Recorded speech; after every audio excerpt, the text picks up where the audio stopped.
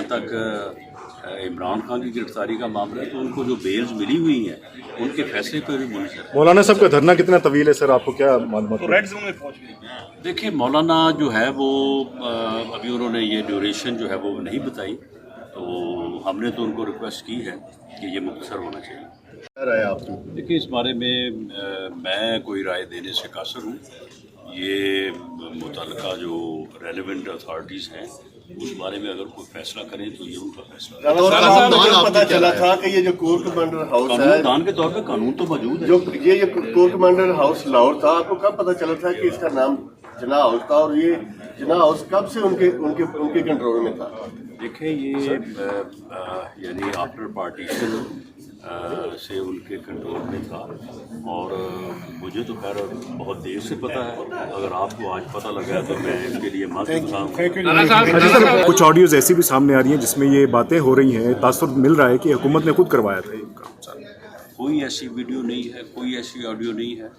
जो लोग पकड़े गए हैं वो लोग खुद ज़बानी बता रहे हैं, उनकी बैकग्राउंड उनके अब ये कोई शक शुबा ही नहीं है। लेकिन जो लोग पकड़े, जिन लोगों की वहाँ पे आग लगाते पत्थर मारते तस्वीर है, जब वो आदमी पकड़ा गया तो उसका पीछे बैकग्राउंड साबित हो जाएगा कि ये कहाँ से है, ये किस जमात से है, क्या इसकी बैकग्राउंड है।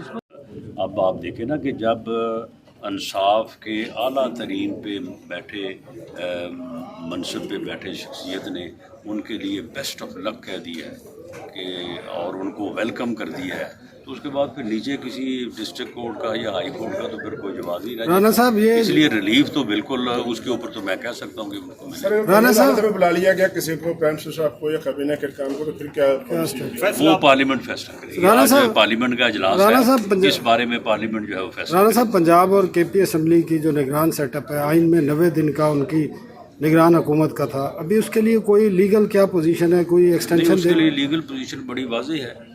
ये फितने का जो आर्गूमेंट है ना, इसका आइन में कोई जवाब नहीं है। 90 दिन में इलेक्शन करवाने की बात है। उन्होंने उस वक्त तक इक़्तिदार में या अपने ऑफिस में रहना है जब तक वो मुंतकिल नहीं कर देते आफ्टर इलेक्शन।